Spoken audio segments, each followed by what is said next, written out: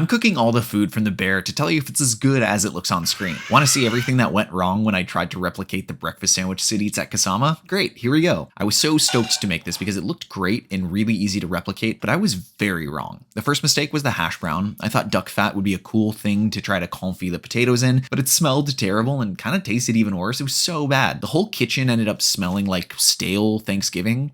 I cooked them, formed them into patties, and set them in the fridge. I think everything up to this point where I had fridged them, cut them into patties was all good, but they should have just gone back into the freezer to maintain their shape a little better.